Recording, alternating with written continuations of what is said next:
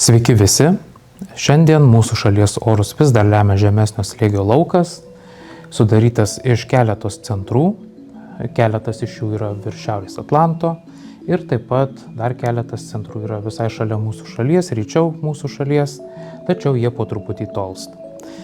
Taigi šiandieną dar palis daugelį rajonų, tačiau šiandien penktadienio vakare debesys sklaidysis, taigi lietaus jau mažės, trumpai palis tik tai vietomis rytiniuose rajonuose.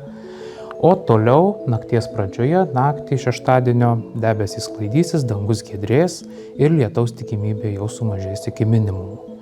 Vėjas nurims, bus nestiprus, tik tai vakariniuose rajonuose jis bus šiek tiek stipresnis.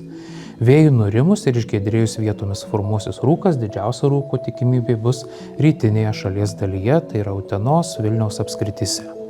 Naktis bus gaivi, temperatūra pažemės iki 8–13 laipsnių šilumos ir šiek tiek šilčiau bus tik tai prie jūros dėl šildančio Baltijos jūros poveikio, čia laikysis 14–16 laipsnių šilumos.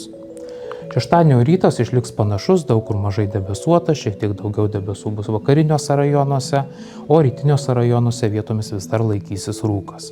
Rytas bus ramus, tačiau gaivus. Šeštadienio diena bus nepastoviai debesuota, daugiau debesų bus vakarinėje šalies dalyje, lietaus bus jau nedaug, tik tai kai kuriuose vietovėse trumpai palis, didesnė lietaus tikimybė bus rytiniuose rajonuose ir Žemaitijoje. Vėjas pūs iš vakarų pietvakarių 6–11 m/s greičiu. Į mūsų šalį pradės pūsti šiek tiek šiltesnis oras, taigi šeštadienio dieną temperatūra kils iki 20–25 laipsnių šilumos. Šilčiausia bus pietiniuose rajonuose, gaiviausia diena bus vakariniuose rajonuose. Toliau šeštadienio vakaras bus ramus ir gana saulėtas, lietaus nenumatoma, vėjas bus nestiprus, o temperatūra išliks panaši apie 20–23 laipsnių šilumos. Sekmadienio naktį debesuotumas bus nedidelis, o lietaus tikimybė maža. Vėjas pasisuks iš pietų pietryčių, bus nestiprus. Su pietų pietryčių vėju į mūsų šalį pradės plūsti šiltesnio oro masė, todėl sekmadienio naktį temperatūra nekris žemiau 12–17 laipsnių šilumos. Sekmadienio rytas išliks panašus, mažai debesuotas, be lietaus, vėjas nestiprus pietų pietryčių. Temperatūra bus 12–17 laipsnių šilumos.